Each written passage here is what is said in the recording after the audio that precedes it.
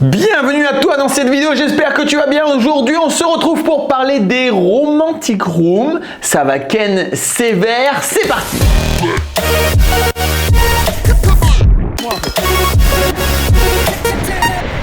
Alors on reste dans le thème des logements atypiques. Logement atypique dit un concept qui devient non pas répandu mais qui est quand même de plus en plus connu. C'est tout simplement les romantic rooms, les love rooms. Qu'est-ce que c'est? C'est un endroit où tu vas aller pour te détendre, voire même pour être tendu d'abord et te détendre ensuite. Alors il y a plusieurs types, il y a plusieurs concepts, il y a plusieurs ambiances. Il y a une ambiance glauque, on pense tout de suite à ça et ça existe. Il y a une ambiance glauque, c'est vraiment des endroits, ça pue le sexe. Il y a beaucoup de décorations rouges, les rideaux rouges, le tapis rouge. Tu vois, ça fait motel mexicain. Alors je ne sais pas si quelqu'un est déjà allé au Mexique. Moi je suis allé plusieurs fois au Mexique et clairement quand tu prends un motel au Mexique, bah c'est ça, c'est un endroit où les gens vont pour ken et c'est glauque et ça donne pas spécialement envie. Mais donc tu vas avoir plusieurs probablement de l'adultère, etc. Mais il y a aussi tout un autre monde de la romantic room et c'est celle-là qui nous intéresse. C'est le monde du romantique pour de bon. Et c'est-à-dire de passer une vraie soirée romantique à deux. Moi j'en ai une. Je vais te montrer un petit peu des images, je vais te montrer un petit peu les performances, je vais tout te montrer tout simplement. En gros, si tu veux, un logement où tu ajoutes des choses du genre un sauna, un hammam, un jacuzzi, une balnéo, toutes ces choses un petit peu en mode spa, ça va apporter vraiment un espèce de romantisme. Les personnes vont passer une super soirée. Moi j'ai passé pour la première fois de ma vie une soirée dans ma romantic room alors que ça fait un an que je l'ai. C'était trop bien. C'était trop bien, jacuzzi et tout, c'était trop bien. Et tu es là et t'es détendu. C'est pas forcément que pour le sexe. Alors c'est sûr qu'il y a beaucoup de sexe là-dedans. Mais quels sont mes clients? Ce sont des jeunes couples. Pour les 95%, pour pas dire 100%, mais c'est des jeunes couples. C'est très souvent la nana qui réserve, c'est pour notre anniversaire de rencontre, c'est pour notre anniversaire de mariage, c'est pour notre... Voilà, ou peut-être c'est genre juste une petite soirée en amoureux, etc. Et du coup, quand tu penses comme ça, ici dans ma ville, il y en a 3-4 qui existent. À toi de regarder dans ta ville combien il y en a, mais il n'y en a pas non plus énormément. Et vu qu'il n'y en a pas non plus énormément, les gens sont prêts à mettre un certain tarif pour ça. Parce que tu ne viens pas juste pour aller dormir, tu passes vraiment pour venir prendre une soirée spa, un bon moment à deux. Et donc, tu es prêt à payer 100, 150, 200, 300, peut-être même 500 balles le jour de la Saint-Valentin par exemple. Bon, peut-être que là je pars un peu peut-être c'est un peu extrême, mais 300 € pour le jour de la Saint-Valentin, je pense qu'il y a moyen, tu vois. Il y a totalement moyen. Donc, ce sont des logements où tu peux avoir une forte rentabilité. Il y a évidemment des pièges à ne pas se faire avoir. Par exemple, un jacuzzi, c'est très problématique parce que tu as beaucoup d'humidité. À nettoyer, surtout selon ce qu'ils font dedans, c'est encore plus problématique. C'est pour ça qu'une balnéo, c'est beaucoup plus au niveau hygiène et au niveau humidité, c'est beaucoup mieux. Parce qu'en fait, c'est tout simplement une baignoire que tu vides et que tu re-remplis. Donc, ça n'a rien à voir. Et puis voilà. Alors, la romantic room, le truc qui est sympa, et la mienne n'est pas encore comme ça, il va falloir que je l'améliore, c'est le fait waouh, c'est tu rentres et tu as tout un des jeux de lumière. Moi, c'est pas encore comme ça, il faut vraiment que je mette un petit paquet là-dessus. Il n'y a pas non plus encore de mon côté l'automatisation 100% automatique où je peux tout gérer sur une application. C'est-à-dire je peux allumer la cheminée, je peux allumer la musique, je peux mettre les lumières d'ambiance. Mais quand même, il y a quand même beaucoup de jeux de lumière. Hein, c'est ça qui fait la petite touche quand même différente. Donc il y a quand même beaucoup de jeux de lumière. Il y a quand même ce spa. Et donc les locataires payent beaucoup plus cher. Donc ce que je te propose, c'est d'aller voir un petit peu les images de cette romantic room que je possède et ensuite on va aller voir un petit peu la performance que j'ai. Alors moi je l'ai activé depuis début juin, donc avant ça c'était en travaux. Au moment où je te fais cette vidéo, on est fin octobre, donc ça fait juin, juillet, août, septembre, octobre, ça fait plus ou moins 5 mois qu'elle tourne. On va aller voir un petit peu les performances versus une performance normale si je n'avais tout simplement pas fait de cet appartement une romantic room un petit peu. Voilà, qu'est-ce que j'aurais obtenu? On va voir ça sur ordinateur, c'est parti. Alors on va voir maintenant la romantic room, celle que j'ai. Alors évidemment, moi, j'ai pas fait un truc incroyable, hein, je tiens à te le dire. C'est pas fantastique en termes de performance. J'ai vu bien mieux. Il y a beaucoup de choses encore à améliorer. Je l'ai fini en juin et je me suis dit, allez, je fais autre chose, notamment les vannes et les vacances. Et du coup, c'est vrai qu'il faudrait que j'y retourne pour lui faire tu vois, un vrai côté ouf. Parce que pour le moment, c'est pas totalement ouf. Quoique, il y a quand même le jacuzzi qui est là, le sauna, qui est en bas dans les photos. Voilà, c'est un peu les différentes photos. Je te laisse regarder vite fait. Donc tu as un sauna, tu as un balnéo, voilà, c'est un peu en mode déco Bali. Mais il y a encore beaucoup de choses. J'ai acheté l'équipement, hein, mais il y a encore beaucoup d'équipements que je dois installer, notamment tout connecté en Bluetooth pour tout pouvoir régler à distance, notamment des nuages, notamment encore des jeux de lumière, etc. Donc ce logement, j'ai fait des erreurs. Moi j'adore faire des erreurs. J'ai l'impression que je passe ma vie à faire des erreurs. On a ici un petit peu le planning, donc on va aller le voir. Bon, on a des prénoms, voilà, on n'a pas les noms de famille, donc ça va, tu peux voir. Donc moi j'ai acheté ça en août l'année dernière et j'ai rien fait. Quand je te dis que vraiment je suis pas actif en immobilier en ce moment, c'est pas des blagues quoi. Et je l'ai fini qu'en juin, tu vois, tellement je l'ai vraiment. Bon, bref, ne fais pas comme moi. Donc en juin, je l'ai commencé à le mettre en location. Ouais, alors attends, on va pas voir les noms. Comment on va faire? On va cliquer directement dessus et on aura des prénoms, accessoirement. Voilà. Ok. Ouais, on a des prénoms. Donc en juin, j'ai commencé à louer. Tu as vu que c'était loué relativement tout. C'est loué tous les week-ends et un petit peu parfois en semaine. Alors, j'ai fait plusieurs erreurs. Première erreur, c'est que j'ai pas trop modifié les prix, alors qu'il faut régulièrement modifier les prix. Et puis là, on voit qu'il y a plein de jours où en fait, je l'ai bloqué. Le 11, le 14, le 15. Pourquoi? Parce qu'au début, c'est moi qui faisais le ménage. Et puis, très vite, ça m'a saoulé. J'ai pris une conciergerie. Conciergerie qui s'est... Je sais pas s'il s'est gavé sur mon dos, mais en tout cas, ça allait pas du tout, puisque normalement, quand je loue un appart, quand je loue, on en a pour... Je vais pas cliquer sur les noms, parce que sinon, vous voyez après les noms de famille. Quand on clique dessus, on est plus ou moins à 100... Voilà, c'est 110 euros, mais je pense qu'il y a en plus des frais de ménage, donc ça doit être 120, 130. Et après, quand je suis passé en mode conciergerie, je touchais plus que 52.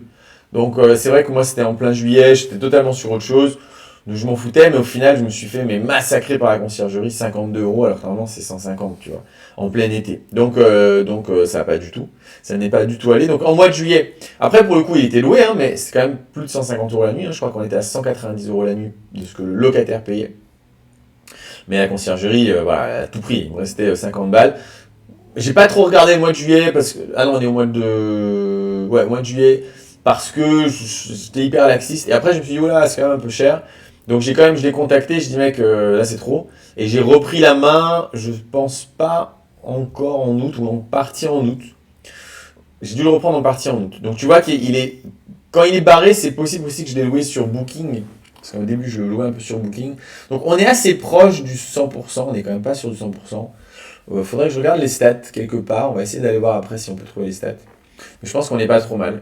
En septembre, là on est quand même beaucoup mieux. Donc tous les week-ends sont loués, ça c'est normal. Le vendredi soir et le samedi soir, on est aux alentours de 120 euros la nuit. Et puis ça se loue aussi en semaine. Alors ça dépend en fait si j'arrive à...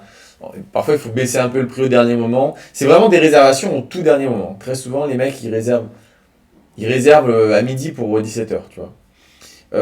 Et au mois d'octobre, là on est au mois d'octobre et c'est aussi pas trop mal rempli. Il y a aussi certaines journées que j'ai bloquées. En septembre, j'en ai aussi bloqué pas mal. Plus pour des histoires d'organisation, de flemme, d'utilisation perso aussi. Je l'ai utilisé une ou deux fois. Et puis voilà. Donc ce qu'on peut voir, c'est quand même qu'il est relativement bien rempli. Donc ça, c'est quand même, ça fait un peu plaisir. On est aux alentours de 120 euros en octobre. Tu vois, il y en avait plein qui me disaient, tu vas voir, tu vas louer que les week-ends. Mais en fait, non, en fait, tu vois, je loue tout le temps. Et en fait, là, ce que vous voyez, c'est le tarif que les gens payent. Par exemple, Sarah, elle a payé 86 euros, mais c'est hors frais de ménage. Les frais de ménage, c'est en plus, qui apparaissent en plus.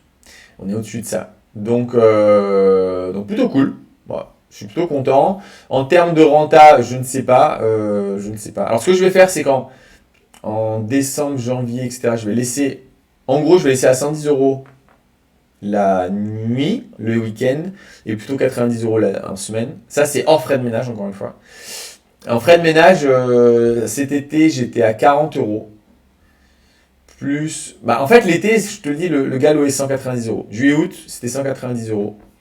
Et là, je pense qu'on est plus aux alentours. C'est 100 € en semaine pour le locataire, ce que moi je touche en tout cas, c'est 100 €. Et lui, il doit payer probablement 20 ou 30% de plus, donc ça doit être 120, 130 € la nuit. Et 120 € en frais de ménage les week-ends, et je pense que lui doit payer dans les 170 €. Et tu vois, c'est quand même bien rempli, quoi. C'est bien rempli. Bon, là, je suis pas rempli parce que j'avais tout bloqué par erreur, donc là, j'ai débloqué. En février, j'ai mis des nuits relativement chères. Le 14 février, tu vois, j'ai eu 200 €. Mais non, vas-y, même plus. 14 février, c'est la nuit, quoi. Donc, je pense qu'on serait plutôt, tu vois, autour de 250 €. Tu vas me dire, mais qui va louer ça? Un 14 février? Ah, tiens! D'ailleurs, intéressant, tu vois, qui loue ça? Genre, il y en a plein qui vont me dire, non mais attends, ton truc, il est mignon, tu vois, mais c'est trop cher. C'est beaucoup trop cher. En fait, c'est parce que vous pensez prix d'un logement. Vous ne pensez pas prix d'un logement. Combien, je vais te dire un truc, combien tu es prêt à mettre pour passer une soirée en amoureux avec ta chérie ou avec ton chéri? Est-ce que ça a un prix déjà? Tu vois? Oui, ok, ça a un prix, mais combien? Genre une vraiment bonne soirée dont vous allez vous rappeler pendant très très longtemps. 50 balles, 100 balles, 200 balles? Voilà. Pose-toi la question et tu vois combien les gens sont prêts à mettre. Donc on tourne, alors en termes de... Est-ce que je peux essayer de trouver un petit peu les revenus? Je crois que ça va être très moche puisque j'ai mal géré, mais ça va s'améliorer largement avec le temps. Quand je l'ai eu en juin... Ah non, bah non, tu peux pas voir mes codes, donc non. De juin à octobre, pour le moment, on est à 8300 €. Mais ça, c'est ce que moi j'ai touché quand la conciergerie, elle m'a pris... je pense qu'elle m'a pris 2000 € par mois en juillet. Et je pense que c'est un bon 1000 € en août. Donc en gros, si je voulais être vraiment honnête, je pense qu'il faudrait, et que j'avais moi géré le truc, tu devrais rajouter encore 3000 €. Donc on serait à 11 300 balles de juin à octobre. Donc juin, juillet, août, septembre, octobre. On est le 20 octobre. J'ai commencé à louer, je crois, le 3 juin. Donc en 4 mois et demi. Voilà. Comment j'ai dit? 11 300 € en 4 mois et demi. On va prendre la petite calculette. Oui, calculatrice, tu ne la vois pas, mais moi je la vois. Juste pour voir un petit peu, 11 300 en 4 mois et demi, juste pour voir, ouais, on est à 2500 € par mois en moyenne, sachant qu'il y a eu beaucoup sur Booking, et ça apparaît pas, et je sais pas exactement, mais je pense honnêtement qu'on est sur une moyenne à 3000 €. Voilà, c'est plus ou moins... Tu la vois pas la calculette, mais tu peux faire ton compte toi-même à la maison. On est plus ou moins à 3000 € mensuels, peut-être un peu moins, sachant que j'ai fait quand même des erreurs notables, hein, parce qu'il y a encore beaucoup de choses à améliorer. Cela étant dit, maintenant, tiens, on va faire un petit truc. Je vais te faire un petit Excel en direct. J'ai la flemme de faire un Excel. Donc, je te montre rapidement. Donc, ça, c'est un appartement que j'ai acheté. On a arrondi à 130 000 € avec travaux, avec tout ça. Alors, si je l'avais pas modifié, je l'aurais eu pour 120 000 €. Ok, ça c'est le prix d'achat global puisque j'ai mis pour 10 000 € pour en faire un peu une romantic room. Honnêtement, il était loué avant que je l'achète, genre 400 balles max. Il est refait. Allez, je pourrais louer 500 € en nu, d'accord. Donc en nu, ça me ferait du 6 000 € à l'année. Et on a dit que j'aurais acheté 120 000. Donc on serait à du 5%, d'accord, multiplié par 100, 5% de rentabilité si je le louais en nu. Ce même bien, 5% de renta. Pas ouf. Si je le louais en meublé, bah, je serais peut-être un petit peu plus, 7-8%. Et si je le loue en Airbnb normal, honnêtement, ça vaut pas plus que 50 €. Ça vaut pas plus que 50 € par jour. Je le louerais, je pense même pas la moitié de l'année. Parce qu'il y a beaucoup de concurrents.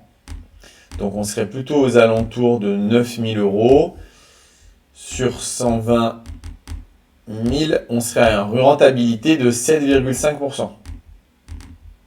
D'accord? Et là maintenant je rajoute mes 10 000 € pour en faire une romantic room, donc je passe à 130. On a dit qu'en moyenne on allait peut-être, faire du 3 000 € par mois. Il faudra que je te refasse une vidéo à la fin de l'année, donc on serait à du 36 000 €. 36 000 € pour un achat qui vaut 130 000 € avec tout ce qu'on a fait dedans, eh bien, on serait à du 27,7% de renta en brut. 27,7% de renta. Donc c'est assez fou. Il va y en avoir qui vont me dire oui mais alors est-ce que c'est hyper cher les charges? Bah non en fait, hein, c'est juste de l'eau, ça fait des bulles, donc c'est tout, tu vois. Il y a peut-être réchauffer l'eau, peut-être ça coûte un peu en électricité, mais je pense que c'est vraiment, on parle de quelques euros, hein, peut-être 4-5 euros en plus que s'il n'y avait pas tout cet équipement. Le sauna ça consomme rien, c'est un chauffage de 2000 watts dans un truc de 1 mètre carré, donc autant te dire que ça chauffe instantanément tout de suite. Donc globalement non, on est vraiment pas sur énormément de charges. Voilà, donc voilà un petit peu la présentation de la Romantic Room. Et je pense que c'est vraiment quelque chose qui est très intéressant à faire, même si c'est de plus en plus répandu. Mais tu vois que, je te remonte vite fait, est-ce que je peux te remontrer en Airbnb, tu vois, bon, bah en fait, il est quand même relativement loué souvent, tu vois. Certains me disaient ce sera que les week-ends. Bah regarde, là on est en septembre. Bah oui, c'est sûr que tous les week-ends, oui, mais après, il y a le reste de la semaine où ça va, quoi. Franchement, ça va. Voilà, ça c'est un peu les résas. Juillet-août, c'est un peu particulier, mais on est quand même pas mal.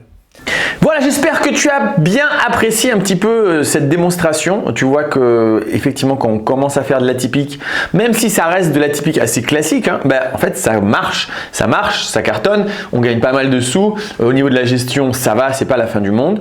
Donc à toi de réfléchir un petit peu et de te dire, est-ce que je pourrais pas partir sur quelque chose d'un peu atypique?